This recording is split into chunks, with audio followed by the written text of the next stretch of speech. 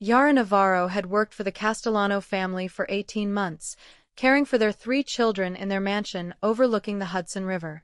She had come to America from the Philippines 6 years ago with nursing credentials that were not recognized here, so she cleaned houses and watched children instead.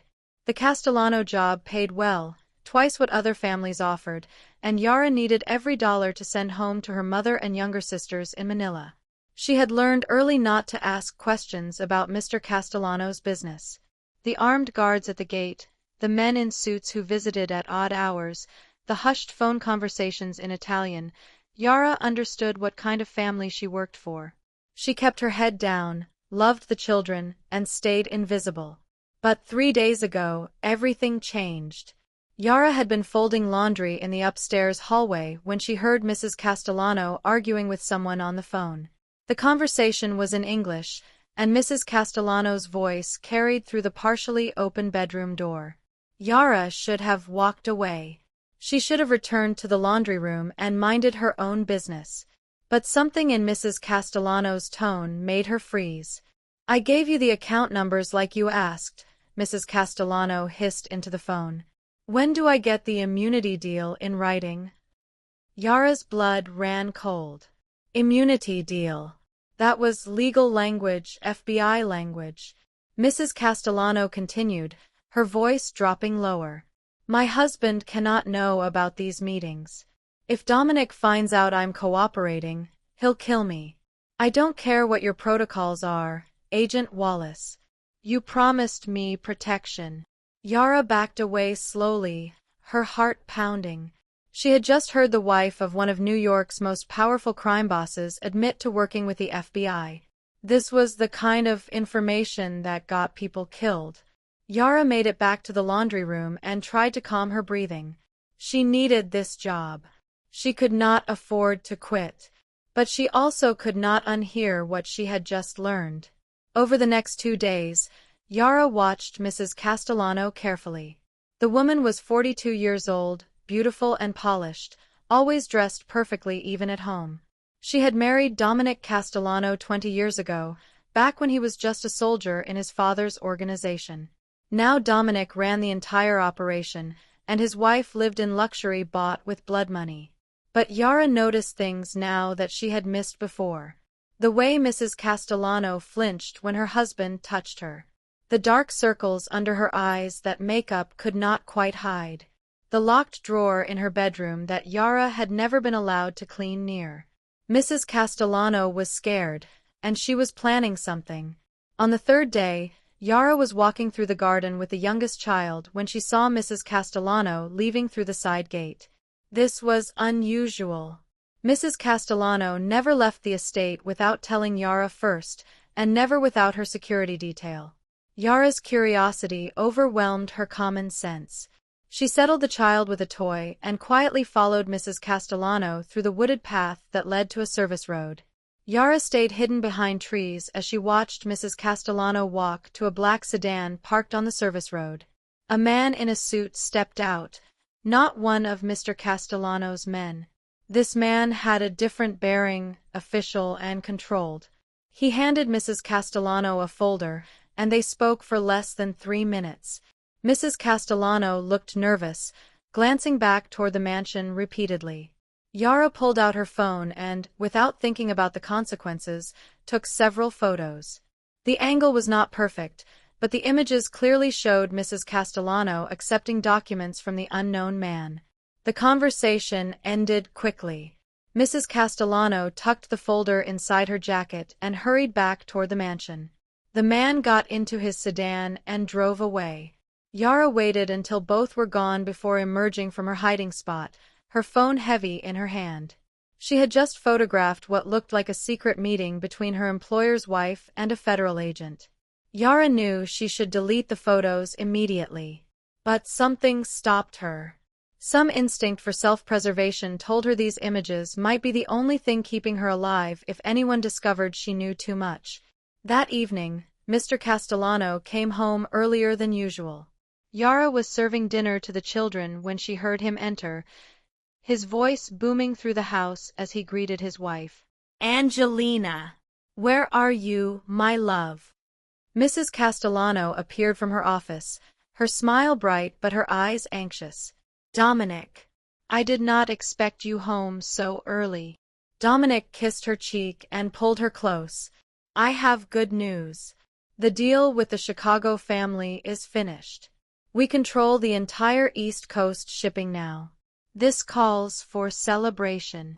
He noticed Yara standing in the doorway with a tray. Yara, tell the cook to prepare something special tonight. We are having guests. Yara nodded and headed toward the kitchen, but Dominic's voice stopped her. Actually, Yara, come here for a moment. Yara's stomach dropped. She turned back slowly. Dominic was studying her with those sharp, calculating eyes that missed nothing. How long have you worked for us now? 18 months, sir. And you are happy here? The children are well cared for. Yara nodded. Yes, sir. Very happy. But Dominic's expression suggested he did not believe her. Dominic walked closer, and Yara forced herself not to step back. I value loyalty, Yara, above all else. My family's privacy and security depend on the people we trust inside these walls. He paused. You understand this, yes? Yara understood perfectly. He was reminding her that she saw and heard things in this house, and those things needed to stay secret. I understand, sir. I would never betray your family's trust. Dominic smiled, but it was the smile of a predator. Good. Because people who betray my trust tend to disappear. Permanently. He patted her shoulder and walked away, leaving Yara shaking. She made it to the kitchen and leaned against the counter, trying to steady her breathing. The message was clear. Dominic suspected something, or someone had made him paranoid. Either way, Yara was now in danger simply by being in this house. That night, after the children were asleep, Yara sat in her small room and made a decision. She could not stay here. The risk was too great. She would quit in the morning and find another job, even if it paid less. Survival mattered more than money. Yara began drafting her resignation letter, keeping it simple and professional. Dear Mr. and Mrs. Castellano, I regret to inform you that I must resign from my position as nanny, effective immediately. Family circumstances require my attention. Thank you for the opportunity to care for your children. But as Yara prepared to print the letter, she thought about the photos on her phone. What would happen when she left? Would Dominic let her walk away, knowing she had seen and heard things in this house? Would he believe her resignation was really about family circumstances? Or would he see it as suspicious, especially if he was already paranoid about betrayal? Yara opened the photos on her phone and studied them. The images clearly showed Mrs. Castellano meeting with a man in a suit, accepting documents. If Yara included these photos with her resignation letter, it would send a message. I know your secrets, and if anything happens to me, these photos go public. It was insurance, leverage, protection. Or it was a death sentence. Yara could not decide which. She spent all night debating, her mind going in circles. By dawn, she had made her choice. Yara printed her resignation letter, then printed 4 copies of the clearest photos showing Mrs. Castellano and the unknown man. She placed them in an envelope with the letter. Then she created a backup plan. She emailed the photos to herself, to her sister in Manila, and to a friend she trusted with instructions. If anything happened to Yara, send these photos to the police and the media. At 7 in the morning, Yara placed the envelope on Mr. Castellano's desk in his private study. Her hands shook as she set it down. Then she packed her few belongings, said goodbye to the sleeping children, and left the mansion. She took a taxi to a cheap hotel in Queens, paid cash for a week, and waited. Her phone stayed silent for 3 hours. Then, at 11 o'clock, it rang. Mr. Castellano. Yara stared at the screen, her heart hammering. Finally, she answered. Hello. Dominic's voice was calm, almost pleasant. Yara, we need to talk. Come back to the house. I cannot, sir. I have family obligations. Now, Yara. This is not a request. Yara's hands trembled. Mr. Castellano, I included those photos to protect myself. If anything happens to me, copies go to the police. I am not trying to blackmail you. I just want to leave safely. There was a long silence. Then Dominic spoke again, his voice harder. You misunderstand the situation. Come back to the house. We will discuss this like reasonable people. You have my word you will not be harmed. Yara knew a Mafia boss's word meant nothing, but she also knew refusing would make things worse. I want to speak to Mrs. Castellano first. Another pause. Why? Because she is the one in those photos. I want to hear from her that this meeting will be safe. Dominic's laugh was cold. You have more courage than I gave you credit for. Fine. I will put my wife on the phone. There was rustling, then Mrs. Castellano's voice came through, tight with fear. Yara, please come back. Dominic knows everything now. He saw the photos. We need to talk about what happens next. Is he going to kill me? Yara asked bluntly. Mrs. Castellano's voice cracked. Just come back. Please. Yara took a taxi back to the mansion, every instinct screaming at her to run. But where would she run to? Dominic had resources everywhere. If he wanted her found, she would be found. The gates opened automatically when the taxi arrived. Yara paid the driver and walked up the long driveway to the front door, feeling like she was walking to her execution.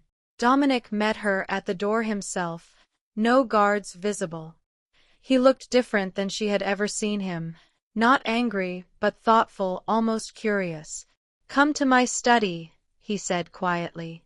Inside the study, Mrs. Castellano sat in a chair, looking pale and defeated. The photos were spread across Dominic's desk. He gestured for Yara to sit. Tell me exactly what you saw and heard. Leave nothing out. Yara's mouth was dry. 3 days ago, I overheard Mrs. Castellano on the phone talking about an immunity deal. Yesterday, I followed her and saw her meeting a man who gave her documents. I took photos because I was scared. When I decided to quit, I included them in my resignation letter as protection. Dominic nodded slowly. And these copies you sent to others? They will be released if anything happens to me. Dominic walked to the window, hands clasped behind his back. My wife has been cooperating with the FBI for 6 months.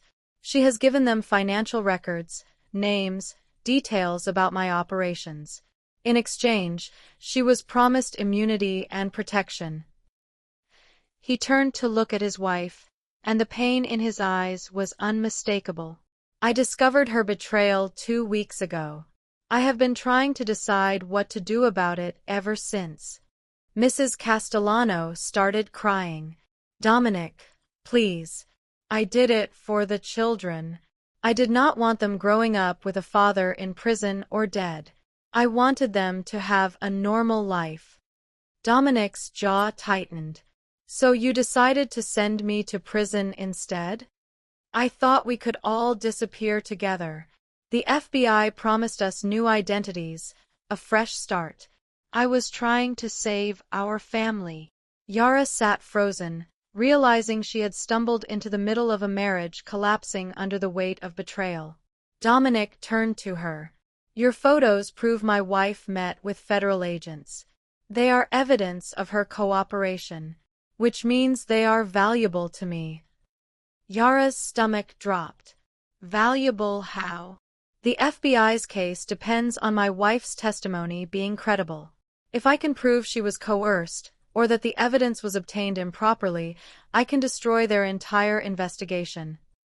He picked up one of the photos. These images show a secret meeting with no lawyer present, no official protocols followed. This is exactly the kind of thing defense attorneys dream about. Mrs. Castellano stood up.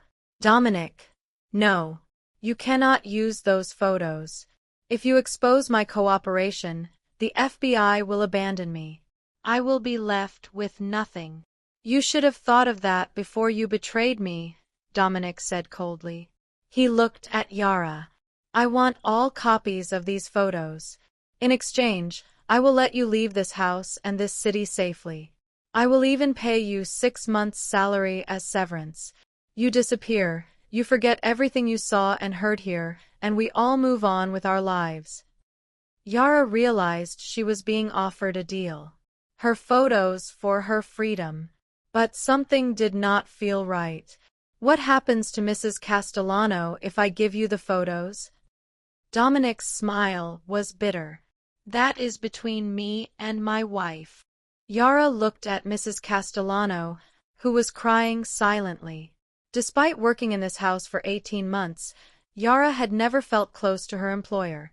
Mrs. Castellano had always been distant, treating Yara more like a servant than a person. But in this moment, Yara saw something familiar in the other woman's eyes. Fear. The same fear Yara had felt countless times as an immigrant woman with no power, no protection, dependent on the mercy of people who could hurt her with no consequences. No, Yara said quietly. Dominic's eyebrows rose. Excuse me. I will not give you the photos to use against your wife. She is trying to protect your children, even if she is doing it in a way you do not like. I will not be part of destroying her. Dominic's expression darkened. You do not have a choice here, Yara. Yes, I do, Yara said, her voice stronger now. Those photos are my insurance. If I give them to you, I have no protection. You could kill both of us the moment I hand them over. She stood up, facing Dominic directly. Here is my offer. I delete all the photos, right now, in front of both of you. They disappear completely. In exchange, you let us both walk out of here. Dominic stared at her like she had lost her mind. You think you can negotiate with me? You think you have any power in this room? I think I have evidence that could destroy both of you in different ways, Yara said. Mr. Castellano, those photos prove your wife is cooperating with the FBI, but they also prove you knew about it and did nothing. The FBI will wonder why you did not act immediately. Your own organization will see you as weak for not handling your wife's betrayal decisively. She turned to Mrs. Castellano. And if those photos become public, your immunity deal is compromised, and your husband's associates will know you are a federal informant. You will spend the rest of your life in witness protection, if you live that long. Both Castellanos were silent. Yara pressed her advantage. But if the photos disappear, you both have options. Mr. Castellano, you can claim you never knew about the cooperation. You can act shocked when the FBI moves, protect your reputation with your organization. Mrs. Castellano, you can continue cooperating without your cover being blown prematurely. Everyone benefits from those photos ceasing to exist. Dominic walked closer to Yara, his face inches from hers. And what do you get out of this, besides staying alive? I want $50,000. Cash. And a guarantee that neither of you will ever come looking for me. I disappear, you disappear from my life, and we all pretend this never happened. Yara's voice did not waver despite her terror. Mrs. Castellano spoke up. Dominic, she is right. If those photos surface, we both lose everything. Our children lose both parents. Let her delete them and go. Dominic studied Yara for a long moment. You have more spine than most of my soldiers. Fine. Delete the photos now. All of them. Then you get your money and you leave New York tonight. If I ever see you again, our deal is void. Yara pulled out her phone and opened her email. She deleted the messages she had sent to herself and her sister, showing Dominic the deletion confirmations. Then she deleted the photos from her phone's gallery and the trash folder.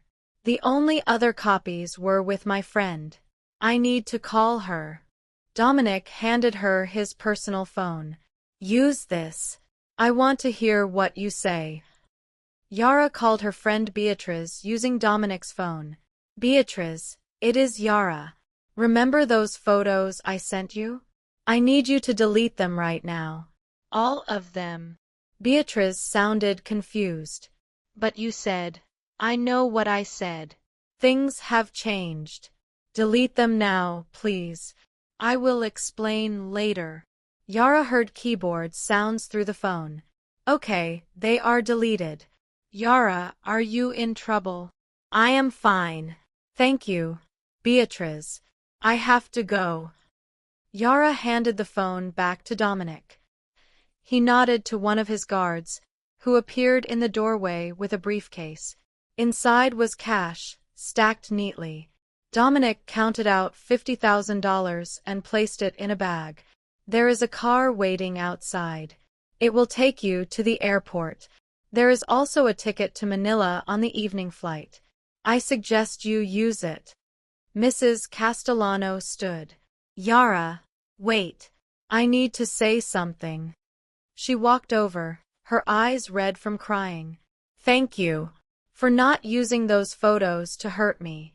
For understanding why I did what I did. Yara nodded. I hope your children have a better life because of your choices. That is all any mother can hope for. Yara took the money and the plane ticket. A guard escorted her to a black SUV waiting in the driveway. As they drove away from the mansion, Yara looked back one last time at the house where she had spent 18 months caring for children who would grow up without knowing how close their family had come to complete destruction. The guard drove her to JFK Airport and walked her to the international terminal. Mr. Castellano wants confirmation you board the plane. I will wait here until you go through security. Yara understood. This was not a gift or a favor. This was exile, enforced by a man who left nothing to chance. She went through security with her single bag and the money hidden in her clothes. The flight to Manila left at 9 o'clock. Yara had 3 hours to wait. She sat at the gate and thought about everything that had happened.